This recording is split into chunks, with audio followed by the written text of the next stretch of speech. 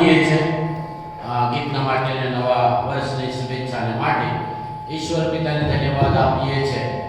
પણ એકવાર પ્રભુનો આભાર માનતા આપણા જિંદગીના વર્ષોમાં એક માણસોની ગણતરી પ્રમાણે એક નવ વર્ષ મેળવી આપ્યું છે. ઈશ્વર પિતાનો આભાર માનીએ છીએ અને એટલા માટે આજે સવારે ખાસ 2024ની સાલને આવકારતા આપ સર્વના પાલક તરીકે આવકાર કરું છું અને મારા કુટુંબ તરફથી આપ સર્વને આ નવા વર્ષની શુભેચ્છા પાઠવું છું. ગુજરાત ડાયોસીસના માનનીય બિશપ સાહેબ, હોદ્દેદારો, ઉપાધ્યક્ષ, સેક્રેટરી, ટ્રેઝરર અને ડાયોસીસના તમામ આગેવાનો, કાર્યકારી સમિતિના સભ્યો અને આ વિભાગના તમામ પાલક મંડળ વતી આપ સર્વને નવા વર્ષની સૌથી સારી શુભેચ્છાઓ અને શુભકામના સાથે આ સલામ પાઠવવામાં આવે છે. ઈશ્વર પિતામાં આપણે ધન્યવાદ આપીએ છીએ. નવા વર્ષનો આવકાર એ ઉમંગ, એ આનંદ, એ આશા, એ અપેક્ષાઓ અને ઈચ્છાઓ સાથે શરૂઆત કરીએ છીએ. ત્યારે પ્રભુના ચરણોમાં બેસીને તેના વચનો દ્વારા જે આપણને ખાતરી આપે છે તે ખાતરીમાં રહેવા માટે પ્રભુ ફરીને એકવાર આપણને તક આપી છે અને એટલા માટે 2024ની સાલમાં આપ સર્વને જય મસીહ પ્રભુને આપણે ધન્યવાદ આપતા આભાર માનીએ છીએ. આજે સવારે જે પ્રમાણે પ્રભુના વચનોમાં વાંચવામાં આવ્યું તે પ્રમાણે પ્રભુ આપણને જે ખાતરી આપે છે તે છે કે હું તમારી સાથે છું, હું તમારી સાથે છું.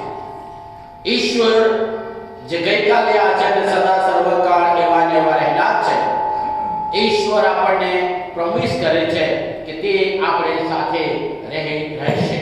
તે 2024ની સાલમાં આપણી સાથે રહીને દોરશે. કેટલીક વખતે આજના સમયમાં પણ માસ મીડિયા ઘણી બધી ઇન્ફોર્મેશન આપણી પાસે ટેકનોલોજીને મોબાઈલના રૂપમાં, સ્માર્ટફોનના રૂપમાં બધું જ છે. ઇવન આપણે કોઈ જગ્યાએ અજાણ વિસ્તારમાં જઈએ, અજાણ જગ્યાએ જઈએ, ત્યાં આપણે કદાચ ખોવાઈ જઈએ તો ગૂગલ મેપ કરીને આપણે તે જગ્યાએ જવાની કોશિશ કરીએ અને છતાંય એવો સમય છે કે આપણે એકલા અટવાઈ જઈએ. Midst of the people we feel loneliness. લોકોની સાથે ઘેરાયેલા હોવા છતાં આપણે એકલતા અનુભવવાના માટેના આ સંજોગો છે. અચોક્કસતાના સમય છે અને સંજોગો છે. ક્યારે શું થશે એ આપણા હાથમાંથી આપણે આયોજન કરીએ, વિચાર કરીએ, સગવડ ઊભી કરીએ, એ સગવડનો લાભ લઈએ, બધું જ કરીએ, છતાંય કોઈનું ક્યારે શું થશે એ કોઈ પ્રેડિક્ટ કરી શકાય નહીં, કોઈ ધારણા કે કંઈ કહી શકાય નહીં. ઘણા લોકો એમ કહે ઘરમાંથી નીકળતા, હું અત્યારે જઈને પાછો આવું કે અત્યારે જઈને હું પાછી આવું. It may not possible. ગયા પછી પાછા ના પણ થઈ શકે. એવા સમયમાં આપણે જીવીએ છીએ. આપણા બાળકોનું ભવિષ્ય એ બહુ ચોક્કસતામાં આપણે આગળ વધીને ઈચ્છા અને અપેક્ષા રાખીએ છીએ. પણ એવો ચોક્કસ છે, ગયું વર્ષ એ દુનિયામાં સૌથી ગરમમાં ગરમ હોટેસ્ટ યર તરીકે જાહેર કરવામાં આવી છે. ગ્લોબલ વોર્મિંગ, પૃથ્વી પરનો જે ગરમી છે, જે ઉષ્ણતામાન તાપમાન છે તે દિવસે દિવસે વધતું જાય છે અને તે પૃથ્વીને જે કુદરતી બાબતોને અસર કરે છે અને ચહલ-પહલ થાય છે. એવી પરિસ્થિતિમાં આ 2024ની સાલ મારા માટે ને આપણા માટે કેવી રહેશે એના વિશેનું વચન પ્રભુ આપણને ખાતરીપૂર્વક કહે છે કે હું તમારી સાથે છું. In spite of all uncertainty, અચોક્કસતાના સમયમાં ચોક્કસ ઈશ્વર આપણી સાથે રહેવાનું વચન આ વર્ષે આપણને આપે છે. ઉત્પત્તિના પુસ્તક અને 28મો અધ્યાય અને 15મી કલમ વાંચે ત્યારે ત્યાં લખવામાં આવ્યું છે ઇબ્રાહીમના માટે કે હું તારી સાથે છું. તે વખતના જમાનામાં ઇબ્રાહીમ અચોક્કસતાના દેશની અંદર મુસાફરીમાં હતો. ત્યાંના લોકો, ત્યાંની ભાષા, ત્યાંની રહેણીકરણી, ત્યાંની સંસ્કૃતિ, ત્યાંની બધી પરિસ્થિતિ તેના માટે અચોક્કસ હતી અને છતાંય ઈશ્વર જે તેમને તેડ્યું છે, જે તેમણે તેડો આપ્યો છે, ઈશ્વર કહે છે કે હું તારી સાથે છું. ગમે તેવા સંજોગોમાં, ગમે તેવી પરિસ્થિતિમાં, ગમે તેવા અજાણ અને અચોક્કસતામાં જે સ્ટુડન્ટ્સ છે, જે વિદ્યાર્થીઓ છે, એમની આગળ ગમે તેવો અભ્યાસક્રમ સબ્જેક્ટના ટોપિકો આવે જે સમજી ના શકાય ચોક્કસ છે, જે જુવાન દીકરા દીકરીઓ તેઓનું ભવિષ્ય કદાચ એવું લાગે ચોક્કસ છે, જેઓ નોકરી કરે છે, દર વખતે નોકરીની અંદર નવી જવાબદારીઓ, નવી બાબતો રજૂ કરવામાં આવે અને ઘણો બધો સંઘર્ષ કરવામાં અચોક્કસતા છે. હવે પછી એક દિવસમાં શું થશે, કયા પ્રકારના જીઆર, કયા પ્રકારના પરિપત્રો આવશે અને એનો ફોલો કેવી રીતે કરવાનો, એનું અનુસરણ કરીને લાગુકરણ કેવી રીતે કરવાનું, એક પ્રભુના બાળક તરીકે આપણી પાસે અચોક્કસતા છે. બિઝનેસમાં એન્ગેજ છે, જેઓ બિઝનેસ કરે છે તેઓના માટે અચોક્કસતા છે. આપણે પ્રોફિટ અને બેનિફિટ તરફ દ્રષ્ટિ કરીએ છીએ, પરંતુ એ બાબતોમાં આપણે વૃદ્ધિ કરીશું કે ના કરીશું આપણને ખબર નથી. આપણી જે હેલ્થ છે, તંદુરસ્તી છે, એ તંદુરસ્તી માટે આપણને ગમતો અને તંદુરસ્તી ખોરાક ખાઈએ છતાંય જુદા જુદા પ્રકારની દવાઓ પર આપણે નીકળવાનો સમય આવી શકે, એ અચોક્કસ છે. તેમાં ઇબ્રાહીમને આપેલું વચન પ્રમાણે પ્રભુ કહે છે કે હું તમારી સાથે છું. God is with us because he is Emmanuel. ઇમ્માનુએલ દેવ આપણી સાથે રહેવાનું વચન આપે છે. જ્યારે ઇબ્રાહીમને એ પ્રોમિસ આપે છે કે હું તારી સાથે છું, જે દેશમાં તું ફરે છે, જે જગ્યા પર, તે વિસ્તારમાં તું ફરે છે, જ્યાં જ્યાં તું ફરે છે, બધી જગ્યાએ હું તારી સાથે રહીશ, તને દોરીશ, તને પરિપૂર્ણ કરીશ અને તને સફળ કરીશ અને આશીર્વાદ આપીશ. આ ઇબ્રાહીમના માટે ઈશ્વરે આપેલું વચન છે અને ઇબ્રાહીમના માટે ઈશ્વરે એ પરિપૂર્ણ કર્યું. કારણ ઇબ્રાહીમ એ વચન પર વિશ્વાસ કરીને, એ દેવ પર વિશ્વાસ કરીને પોતાની જાતને એ આધીનતામાં રાખ્યો.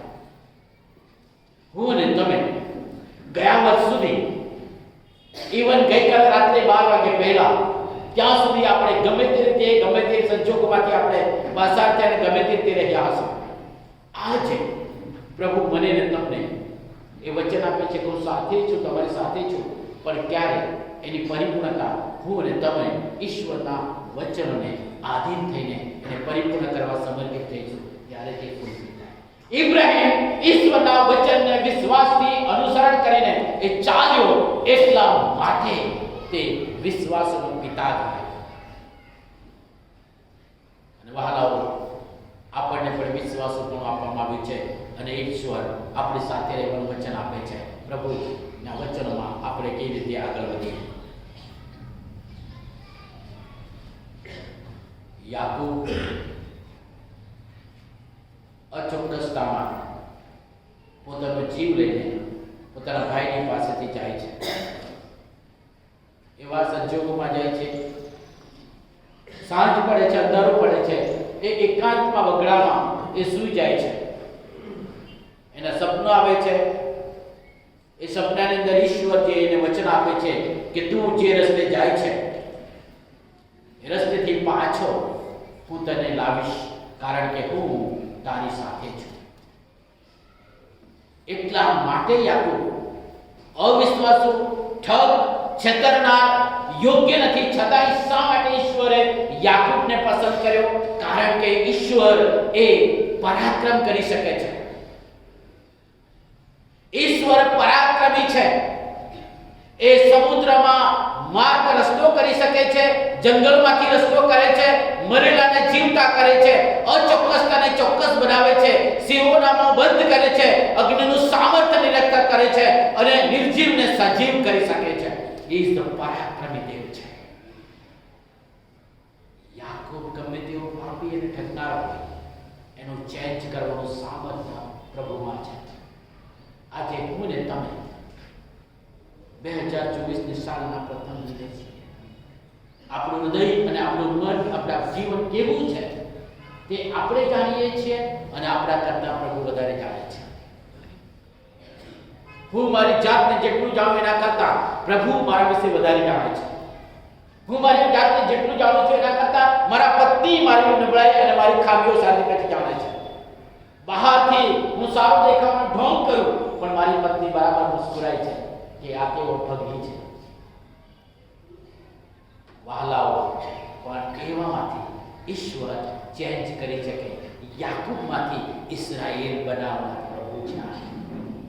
આપણે ગમે તેવા હોઈશું ગઈકાલ સુધી, આજે સવારે પ્રભુ વચન આપે છે કે હું તમારું રૂપાંતર કરીશ, બદલાણ કરીશ, હું તમારી સાથે છું. યાકૂબને એટલા માટે વચન આપે છે અને યાકૂબમાંથી ઇઝરાયેલ બનાવે છે. આજે આ વર્ષમાં ઈશ્વર આપણને પણ એવું બદલાણ કરવા તૈયાર છે, કારણ કે સાથે રહેવાનું વચન આપે છે.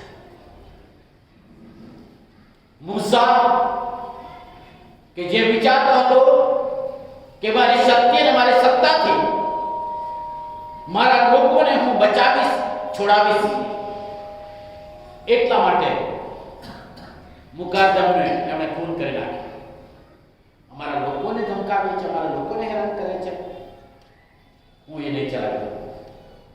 બીજે દિવસે બે એમના ઇસ્રાયેલો લડતા હતા. બંને ભાઈઓ વચ્ચે પડીને કહે છે કે તમે બંને ભાઈઓ છો, શા માટે લડાવો છો? તમારે નહીં લડાવવાનું, તમે ભાઈઓ છો. એક જણ ધક્કો મારીને કહે કે અમારી વચ્ચે તકરાર ન્યાયાધીશ તને કોણે ઠરાવ્યો? શું ગઈકાલે પેલા મિસ્ત્રીને મારી નાખ્યો તેમ આજે પણ મને મારી નાખવા માટે આવ્યો છે? ઘણી વખત એવું બને, આપણા બે ભાઈઓ, આપણા બે ખ્રિસ્તીઓ, આપણા બે સંબંધીઓ, આપણા બે કુટુંબીજનો કંઈક બાબતમાં ઝઘડો થાય, લડાઈ કરે અને કોઈક પડોશમાં આપણે વિશ્વાસની સારો જાણીને એમને સમજાવો ત્યારે ઘણી વખત આવો જવાબ આપે ને, તું કોણ અમારી વચ્ચે પડનાર? પણ વહાલાઓ, આપણે ભાઈઓ છીએ. મૂસાએ કોશિશ કરી, પરંતુ મૂસાએ પોતાની શક્તિ અને આવડત અને સત્તાનો ઉપયોગ કરવા માંગતા હતા. એટલા માટે ઈશ્વરે એ શીખવવા માટે એને દૂર લઈ ગયા. એ 40 વર્ષનો થયો ત્યારે તે ન્યાય કરવા બેઠો. એ ઈશ્વરને ના પસંદ પડ્યો. પોતાની શક્તિ, બુદ્ધિ, આવડત, હોશિયારી નહીં, પણ ઈશ્વરની આધીનતાથી જે જ્ઞાન મળે છે તેનાથી ઈશ્વર કાર્ય કરે છે. એનું દુનિયાવી તાકાત, દુનિયાવી સત્તા, દુનિયાના માન કરતા ઈશ્વરના અધીનતામાં ઈશ્વર ઉપયોગ કરે છે. અને અરણ્યમાં 40 વર્ષ એને ટ્રેનિંગ આપી. ઘેટા બકરાની પાછળ ગોવાળિયા તરીકે ચલાવ્યો, ખલાસ કરી નાખ્યો. સૈનિક રાજકુંવરમાંથી ઘેટાની પાછળ ચાલનાર ગોવાળિયો થયો અને ત્યાં એમને શીખવાડ્યું. ઈશ્વરે એમને દર્શન આપીને તેડું આપ્યું ત્યારે એ શું કહ્યું કે મને તો બોલતા આવડતું નથી. ઘણી વખત ઘણા વહાલાઓ કે બાળક સાહેબ અમને આગેવાને તો આપી પણ બાઇબલ વાંચવાનો નહીં સમજો, એમને ટેવ નથી, અમે ટેવાઈશું ત્યારે પ્રાર્થના કરવાનું નહીં સમજો, કારણ કે અમે ટેવાયા નથી. ચોક્કસ છે, બની શકે, કારણ કે બધાની આગળ ઉભા રહીને પ્રાર્થના કરી કે વાંચવું આપણને સમજણ ના પડે, એટલે ઘરમાં આપણે પ્રાર્થના કરી લઈએ. પણ એને બધાને આગળ મુશ્કેલી પડે. મૂસા પણ છે કે મને બોલતા આવડતું નથી, મારી સ્પીચ સારી નથી, હું જીભે તોતરો છું. ઘણી વખત હજુ પણ મારી જીભ લપસ્યા કરે, હું સ્પષ્ટ નહીં બોલી શકું, કારણ કે એ મારી બાળપણની ફિઝિકલ વીકનેસ છે. 4થા ધોરણ સુધી હું તોતરું બોલનાર. આજે પણ કંઈક બાબતો શબ્દો બોલી ત્યારે કોઈ શબ્દો મારાથી ના ઉચ્ચાર, અને છતાં પ્રભુએ એ પાપી ફોટોને સ્પર્શ કરીને, શુદ્ધ કરીને એની વાણી તેના મુખે પ્રગટ કરવા તૈયાર કરે છે. મૂસા કહ્યું કે મને બોલતા આવડતું નથી, હું કયા મોડે જઈશ ત્યાં ફારૂક રાજાની આગળ, એ મારું મોત કરવા માટે શોધે છે, મને મારવા માટે. કયું નામ લઈને હું મારા આ લોકોની પાસે જઈશ, એ લોકો મને પૂછશે કયા દેવે તમને મોકલ્યા, એની નિશાની કઈ છે, સાબિતી કઈ છે, શું માની શકાય? અને ઈશ્વર એમને બધી જ બાબતો કહે છે. અને પછી એમ પણ કહે છે કે તને બોલતા આવડતું નથી, વાંધો નહીં, તારી જગ્યાએ તારો ભાઈ બોલશે, તારો ભાઈ તારું મુખ બનશે, પણ તું જા.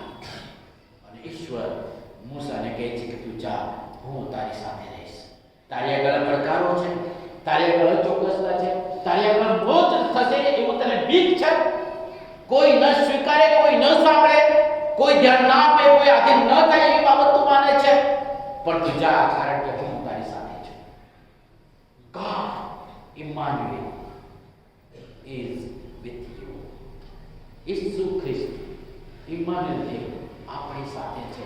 આપણી ગમે તેટલી નબળાઈ હશે, ગમે તેટલો અધૂરાપણો હશે, ગમે તે બાબત હોય, યાદ રાખે જગતના ધારાધોરણ કરતા પ્રભુના આધીન થઈને પ્રભુના ધારાધોરણ સ્વીકારે ત્યારે પ્રભુ એ ફૂલફિલ કરે છે.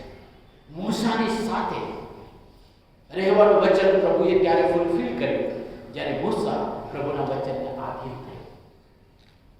એ કહ્યું રાજા એનો ખૂન કરી નાખે, મારી નાખશે તો પણ એ ગયો અને રાજાને હજુરમાં દેવના નામે, ઈશ્વરના નામે ઉભો રહ્યો. અને એટલા માટે જકારિયા પ્રબોધક કહે છે કે સૈન્યના દેવ યહોવા કહે છે, thus says the Lord. ઈશ્વરના નામમાં એક વાણી પુકારવા માટે એને સમર્થ કરનાર ઈશ્વર સાથે રહેવાનું વચન મૂસાને આપ્યું. આજે 2024ની સાલમાં આપણી સાથે રહેવાનું વચન પ્રભુ આપે છે. આપણી ગમે તેવી નિર્બળતા હશે, નબળાઈ હશે, અધૂરાપણું હશે, વહાલા પ્રભુ મને ને તમને હિંમત આપીને કહે છે કે હું તમારી સાથે છું. ઇમ્માનુએલ, દેવ આપણી સાથે છે. ઇસ્રાએલ પ્રજાના વિશે આપણે બધી બાબતો જાણીએ છીએ. પાઉલ પ્રેરિત અને હિબ્રુના પત્ર એની ખાતરી સાથે લખાવે છે કે એમનો ઇતિહાસ, એમની બાબતો એટલા માટે આપણા માટે લખેલી છે કે આપણે ચેતવણી પામીએ, આપણે શિક્ષણ પામીએ. આપણા માટે એ દોરવણીના માટે, શિક્ષણના માટે, બોધના માટે એ બધી બાબતો લખવામાં આવી છે. અરણ્યમાં ઇસ્રાએલ પ્રજાની મુસાફરી આપણે વિચાર કરીએ ત્યારે ઘણી વખત આપણા જીવનને કમ્પેર કરીએ, સરખામણી કરીએ ત્યારે આપણને એમ લાગે કે ડેવલપમેન્ટ કરતા તો આપણે સારા છીએ. વારંવાર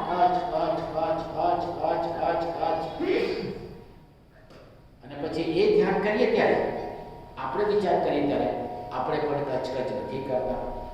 સવારે ઉઠીએ ત્યારથી કચકચ ચાલુ, તો ઘરમાં કચકચ કરીએ, મંડળીમાં આવે ત્યાં કચકચ કરીએ, બીજી કોઈ જગ્યાએ જઈએ ત્યાં કચકચ કરીએ. બધી જ જગ્યાએ આપણે કચકચ કરીને આપણી જાતને સારા, નિર્દોષ અને નિખાલસ અને સારી વ્યક્તિ પ્રગટ કરવા કોશિશ કરીએ. હે વહાલાઓ, આપણે કોઈ પ્રકારે યોગ્ય નથી. ઇસ્રાએલ પ્રજાને એ લોકો હંમેશા કંઈ પણ મુશ્કેલી પડી, જરાક પણ કંઈ ખામી પડી, જરાક પણ નબળાઈ પડી એટલે તેની ભૂલ કાઢીને મૂસાને પથ્થરો મારવા માટે તૈયાર થઈ ગયા. મારી જ નાખે તો અમને લાવ્યો કેમ? એના કરતા તો મૂસા મિસરમાં મરી ગયો તો સારું. અરે મિસરમાં તમે કેટલું સારું સારું ખાતા હતા. હાંડલા પાસે જે બેસતા હતા તો ડુમરનો વેચતો એટલું ખાઈ થાકી જતા. અહીંયા તો અમને મારવા લાગે. ક્યાં છે આ મારના સિવાય શું છે? આપણે નથી કરતા એવું નથી. ખાવાની બાબતમાં આપણી કચકચ છે, પહેરવાની બાબતમાં કચકચ છે, રહેવાની બાબતમાં કચકચ છે, સફાઈની બાબતમાં કચકચ છે, કોઈની સાથે સેટ નહીં થવાય એમાં કચકચ છે, બધું કચકચ છે. અને આગેવાન હોય તેને તો આપણે સૂર્ય ચડાવવા તૈયાર છીએ, ઘણી વખત ચડાવી અને આપણી પોતાની જાતને દોષ રજૂ કરી. એવા નબળા આપણે છીએ. ઇસ્રાએલ પ્રજાની છે, પણ ઇસ્રાએલ પ્રજાને માટે પ્રભુ કેવું વચન આપે છે કે હું તમારી મધ્યે રહીશ.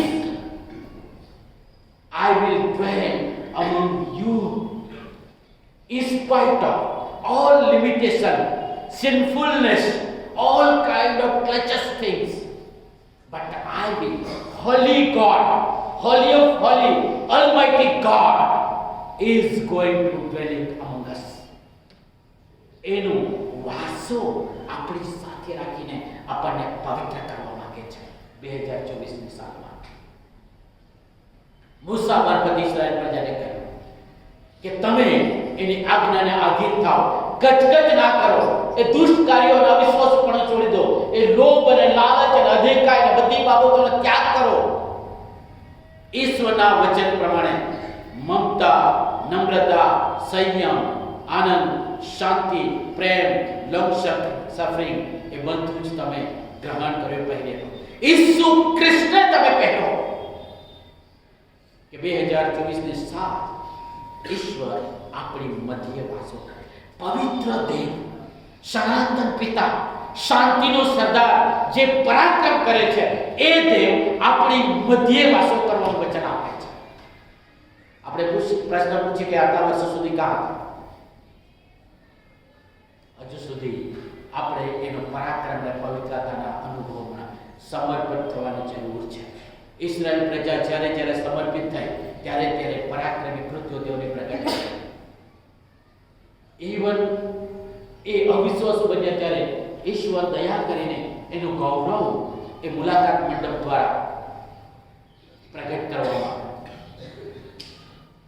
અને ઈશ્વર ન્યાય અને સત્ય અને દયાળુ છે, કૃપાળુ છે, તે હંમેશા ઇસ્રાયેલ લોકોને શીખવ્યું. અત્યાર સુધી પ્રભુ મને ને તમને એની કેવળ નરી દયા, નરી કૃપા અને એની ભલાઈ થકી આપણને સંભાળી રાખ્યા છે. ઈશ્વર પાપને કદી પણ સાખી ના લે, પણ એની મહાન કૃપા અને એનો વિશ્વાસ પણ તે જુઓ. પાપનું નિવારણ કોઈ માણસ ના કરી શકે અને ઇમ્પોસિબલ. સગળાએ પાપ કર્યું છે અને દેવના મહિમાઓથી સગળા અધૂરા છે. પણ દેવની કૃપા પ્રભુ ઈસુ ખ્રિસ્તમાં આપણા પર એ થઈ કે તેના દ્વારા આપણને અનંત જીવન છે, પાપનું નિવારણ કરવામાં આવ્યું છે. અને એટલા માટે ઈશ્વર વચન આપે છે કે હું તમારી મધ્યે વાસો કરનાર છું. ઈશ્વર પોતે આપણી સાથે વાસો કરવાનું વચન આપે છે.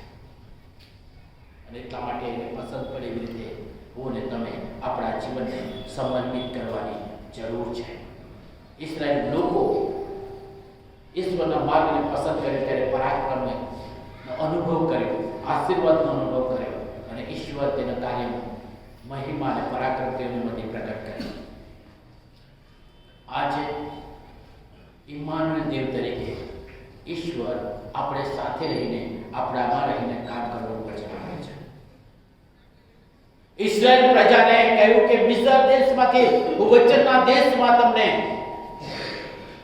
ઠરીઠામ કરાવીશ અને ત્યાં તમને આશીર્વાદ આપીશ. ખડકમાંથી તમે લોખંડ, પિત્તળ, તાંબુ અને કિંમતી ખજાનો ખોદી કાઢશો. મધ ટપકશે અને દૂધ પાણીની પેસે રહેશે. પણ ક્યારે?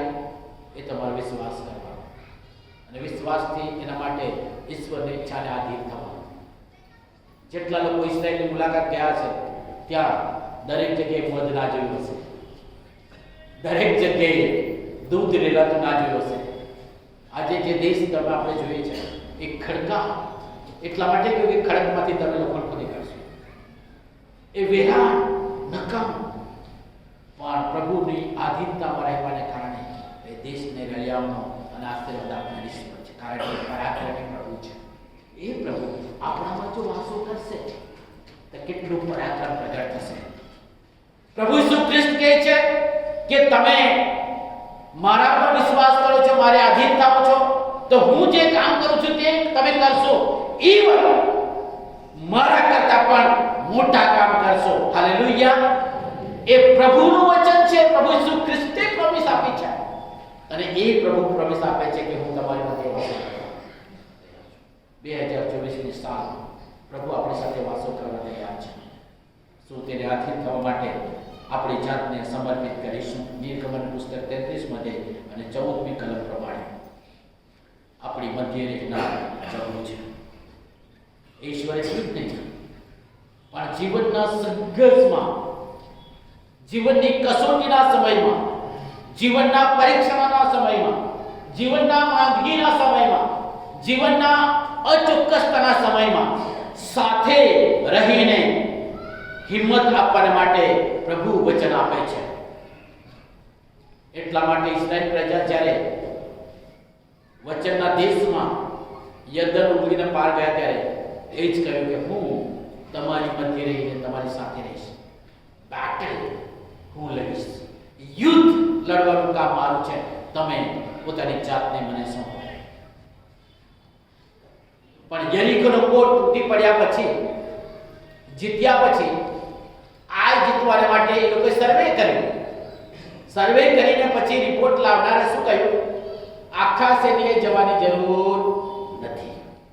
બહુ ઓછા લોકો છે, 3000 માણસોને મોકલે એટલે આઈને સાફ કરી નાખીશું અને આપણે જીતી લઈશું.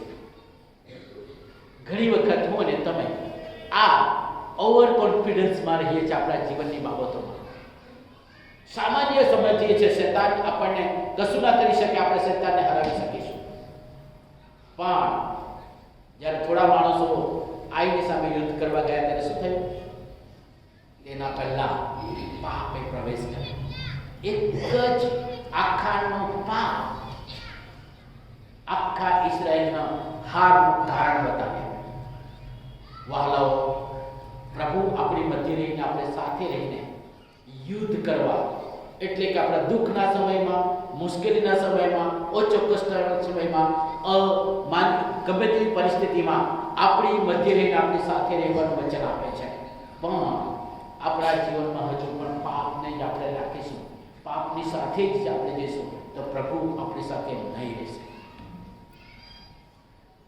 કારણ કે પાપ અને પવિત્ર ઈશ્વર સાથે વાસો ના કરી શકે.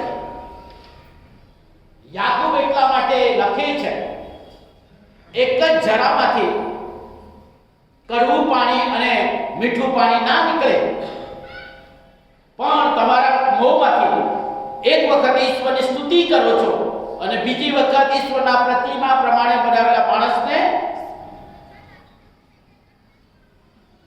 આપણી ડિક્શનરીમાં જે શબ્દો છે તેના કરતા વિશેષ શબ્દોનો ઉપયોગ કરવાનો બાકી ના રાખીએ. આપણા મનમાં એનું આવેગ આવે છે, કારણ કે મન એ શૈતાનનું કારખાનું બની જાય. એટલા માટે ઈશ્વર આપણી મધ્ય રહીને તેનો પરાક્રમનો અનુભવ અત્યાર સુધી આપણે ના કર્યો હોય, પ્રભુ આ વર્ષે વચન આપે છે, હું તમારે મધ્ય રહીને હું લડાઈ લડીશ. તમારું દુઃખ, તમારી મુશ્કેલી, તમારી ચિંતા, તમારા પ્રશ્નો, તમારી જરૂરતો, બધી બાબતોના સમયમાં હું તમારી સાથે રહીશ. એ પ્રભુનું વચન છે. અને જ્યારે ઇસ્રાયેલ પ્રજાએ યહોશુઆની આગેવાનીમાં આઈની હાર પછી પશ્ચાતાપ કર્યો, પાપને શોધ્યું, પાપનું નિવારણ કર્યું અને પછી યુદ્ધ કરવા ગયા, ત્યારે ખાતરી થઈ કે આપણી શક્તિથી, આપણી બળથી, આપણા સામર્થ્યથી નહીં, પણ ઈશ્વરના આત્માથી યુદ્ધ જીતાય છે. હાલેલુયા. અને એટલા માટે 2024ની સાલમાં પ્રભુના આત્મા પર આધારિત બનીએ, સંપૂર્ણ વિશ્વાસ અને આધાર પ્રભુ પર રાખીએ. પ્રભુ આપણને જીત આપવા તૈયાર છે. આપણી ગમે તેવી અચોક્કસતાની પરિસ્થિતિ છે, હું તારી સાથે છું. પુનર્નિર્માણ પુસ્તક 20 અને પહેલી કલમ એ પરિપૂર્ણ કરે છે. ઘણી વખત આપણું કામ સફળ થવાનું હોય, સફળતાની પાસે આવ્યા હોય અને કંઈક મુશ્કેલી ઊભી થાય. જેમ આપણે કદાચ બેંકમાં લોન લેવા જઈએ, લોન મંજૂર થવાને માટે મેનેજર સહી કરે અને છેલ્લું હોય ત્યાં સુધીમાં કંઈક પાછું કહ્યું કે આ કાગળ લઈ આવો, આ કાગળ તમારામાં નથી, અને એ કાગળની માગણી કરે જે કાગળ મેળવવા માટે ઇમ્પોસિબલ હોય. ત્યારે આપણે પગની નીચે જમીન ખસી જાય, કારણ કે આપણું કામ થઈ જવાનું હોય અને ના થાય. આપણે કોઈ બાબતોની અપેક્ષા રાખતા હોય અને અપેક્ષા પ્રાપ્ત થવા માટે થોડા ક્ષણો હોય અને પછી આખું પરિવર્તિત થઈ જાય અને જુદું થઈ જાય. આપણા જુવાન દીકરા દીકરીઓનો નોકરીના માટેની પરિસ્થિતિ હોય અને કંઈક એ બાબતોમાં નોકરી મળવાને તૈયાર હોય ને કંઈક એમની અંદર વાંધા વચકા નીકળે. એવું પણ બાબત બને, તમે ક્રિશ્ચન છો અને એટલા માટે તમને નોકરી નહીં મળશે. આવા શબ્દો આપણા જુવાન દીકરા દીકરીઓને કહેવામાં આવે. એટલે પછી આપણે ક્રિશ્ચન કાઢીને ટ્રાઇબલ એસટી કરવા માટે કોશિશ કરીએ.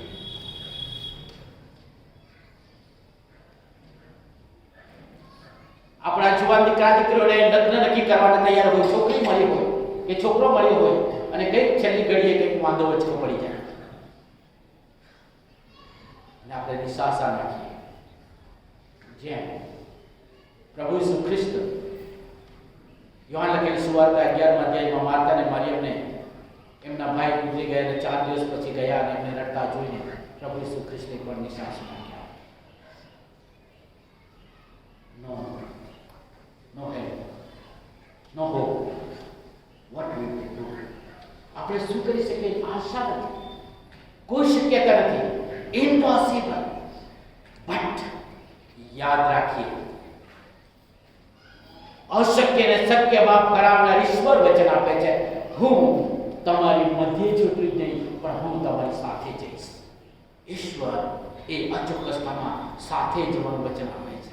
યશાયા પ્રવચનનું પુસ્તક અને 43મા અધ્યાયની બીજી કલમમાં કહે છે કે તું પાણીઓમાં થઈને જઈશ, તું નદીના પૂરમાંથી થઈને જઈશ, તે તને ડૂબાડશે નહીં.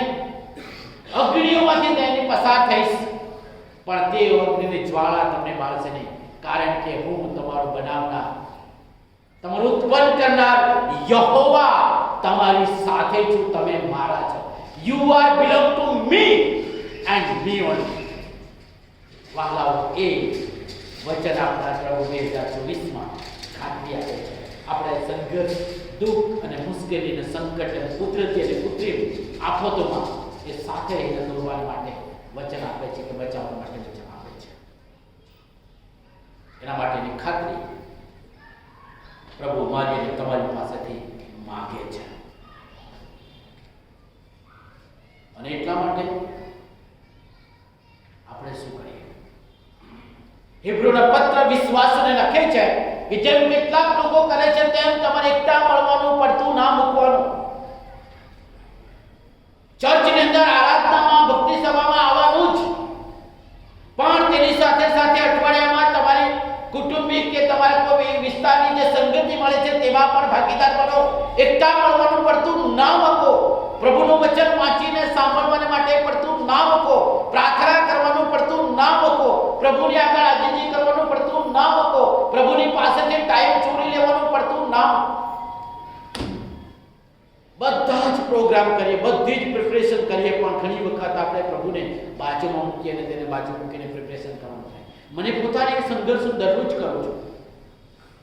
આ વર્ષે નાતાલના આગલો દિવસ રવિવાર આવ્યો, એટલે શનિવારથી 3 રાત્રે 3 દિવસ હું મહેનત કરવાની.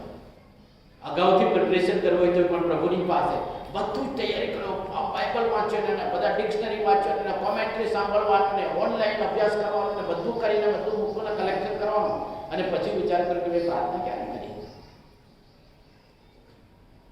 હું મારા બુદ્ધિ અને આવડત અને હોશિયારી પર આધાર રાખું, એ પ્રભુનું પવિત્ર વચન તમારા હૃદયમાં લાગુ ના ટકે. પ્રભુ મને શીખવે છે, એટલા માટે હું ઉઠડ પડીને પ્રાર્થના કરું, પ્રભુ મારા શબ્દો નહીં, મારી આવડત નહીં, મારી હોશિયારી નહીં, મારું પ્રેઝન્ટેશન નહીં, મારા શબ્દો રચના નહીં, મારી બધી જ બાબતો નહીં, પણ તું અને તું પ્રગટ કરે મને. તું જ મારી સાથે બોલ. વાહ, ઘણી વખત બાહ્ય તૈયારી આપણે ઘણી કરીએ, પણ આત્મિક તૈયારી માટે આપણે ઘણું બધું વખત ચૂકી જઈએ. એ બધો જ આત્મિક તૈયારીનો સમય આપણે ચોરી લઈએ છીએ, અને એને લીધે પ્રભુ આપણી મધ્યને આપણી સાથે રહેતા નથી. અને એટલા માટે પ્રભુનું વચન કહે છે કે મારે નામે 2 અથવા તેથી વધારે વ્યક્તિઓ તમે એકત્ર થશો તેઓની વચ્ચે હું રહીશ. એ પ્રભુ વચન આપે છે. પ્રભુ આપણી સાથે રહેવાનું, એના નામે આપણે એકત્ર મળીશું, એના નામે પ્રાર્થનામાં એકત્ર મળીશું, ત્યારે આપણી મધ્ય રહેવા માટે પ્રભુ વચન આપે છે. એ અનુભવ કરવા, એક્સપિરિયન્સ કરવા અને જીવન જીવન માટે પ્રભુ આપણને ખાતરી આપે છે કે આપણે પડતું નામ કે એકત્ર મળવાનું, ઈશ્વરના નામમાં એકત્ર મળવાનું આપણે પડતું નામ કે માત્ર લખેલી સુવાર્ત 18:20 કલમ પ્રમાણે આપણને ખાતરી આપે છે. એટલું જ નહીં, શિષ્યોને 3.5 વર્ષ સુધી બધી જ બાબતો પ્રભુએ શીખવી અને એમાં સહભાગી બનાવ્યા. પોતાની સેવામાં એ સહભાગી બન્યા, અને છતાંય એમને ડાઉટ ગયો. પ્રભુ જે શીખવ્યું, જે બોલ્યા, એ માટે ડાઉટ ગયો કે શું મરેલામાંથી તે જીવતા ઉઠી શકે છે? એમને જ્યારે ખાતરી થઈ ત્યારે પ્રભુએ આજ્ઞા આપી એક તો પહેલેથી જ એના મનમાં ગાંઠ વાળી દીધી કે પ્રભુના કરતાં પણ મારી પાસે જે છે ને મને જે મળે તે સારું છે. કયું? પૈસા, નાણાં પર એમનો વધારે લોભ હતો. એવી રીતે જેમ ધનવાન જુવાન અધિકારી દોડતો આવીને પ્રભુના ઘૂંટણે પડીને આમ કહ્યું, ઉત્તમ ઉપદેશક, અનંત જીવન પ્રાપ્ત કરવા માટે મારે શું કરવું છે? અને પ્રભુએ જે આજ્ઞા પાળવા માટે કહ્યું કે તો હું તો નાનપણથી જે તો પાળતા આવ્યો છે, મારા મા બાપે બધું શીખવ્યું છે, મને બધું ખબર છે. અને પછી પ્રભુએ એના તરફ દ્રષ્ટિ કરી શું કહે, એક વાતને અધૂરું છે, આજ પાસે જે છે ને અને તેની જે આવક આવે તે ગરીબોને આપી દે અને પછી મારી પાછળ જા. પ્રભુ એ કહેવા માંગે છે કે તું મારા કરતા, મારા વચન કરતા, જીવન કરતા તું પૈસા પર વધારે પ્રેમ કરે, સંપત્તિ પર વધારે પ્રેમ કરે છે. અને એના કારણે એ માણસ પણ, જુવાન માણસ જે આશા ને અપેક્ષા ને ઈચ્છા ને જિજ્ઞાસા સાથે આવ્યો હતો, એ નિરાશ થઈને ચાલ્યો. અને તે યહૂદા ઇસ્કરિયોત 3.5 વર્ષ સુધી પ્રભુ ઈસુ ખ્રિસ્તની સાથે સેવામાં બધે જ ભાગીદાર બન્યો. યોહાન લખેલી સુવાર્તામાં તો લખેલું છે કે તે તો ખજાનચી તો પૈસાની થેલી રાખતો હતો. લોકો જે કંઈ દાન આપતા હતા તેમાં તે સેવા માટે ઉપયોગ કરવાનો થોડાક એ ખાનગીમાં પણ વાપરતો હતો. એટલે બધા ખજાનચી અત્યારે એવું કરે છે એવું નથી. ઘણા લોકો મગજમાં પણ વિચારે પણ એવું એ કરતો હતો. એટલે કે ચોર હતો ને એટલા માટે જે આખા વર્ષની મહેનતના પરિણામ સ્વરૂપે જે અત્તરની શીશી એ ભાઈએ ફોડી નાખી અને પ્રભુના પગમાં રેડીને પોતાના વાળથી લૂછ્યા ને ત્યારે એ કેવલ આટલા બધા પૈસાનો ભાર એટલે વેચી દીધું હોત, કેટલા બધા પૈસા આવ્યા હોત અને પછી લોકોને સેવા કરી હોત. પણ એમનો હૃદયનો ઈરાદો શું હતો? પૈસાનો લોભ. કારણ કે પૈસામાં મારી થેલીમાં પડે ને તો પછી હિસાબ તો માંગવાનો ને, રજૂ કરવાનો ને. જનરલ સભા, વાર્ષિક સભા તો છે નહીં એટલે કંઈ નહીં. પ્રભુ ઈસુ ખ્રિસ્તે ક્યાં વાર્ષિક સભા બોલાવી નહીં હતી? વિશ્વાસથી. અને એટલા માટે ચોર એ પ્રભુ પર, પ્રભુના આજ્ઞા અને પ્રભુના વચન પર વિશ્વાસ કરવાને બદલે પૈસા પર અને પૈસા પર આધાર રાખ્યો. એટલા માટે એ પ્રભુને પણ વેચી ખાઈ. આપણે પણ ઘણી વખત પ્રભુને નહીં વેચી ખાઈ જતા, આપણા દશાંશો પૂરેપૂરા નહીં આપીને.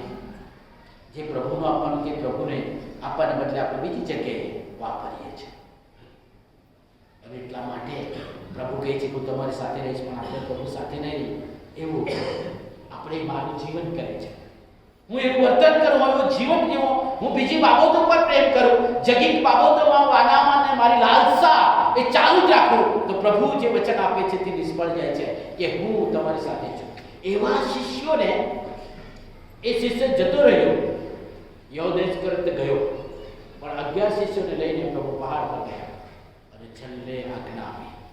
માથે લખેલું સુવાર્તા 28 અને 20મી કલમમાં કહે છે કે જુઓ, જગતના અંત સુધી સર્વકાળ હું તમારી સાથે છું.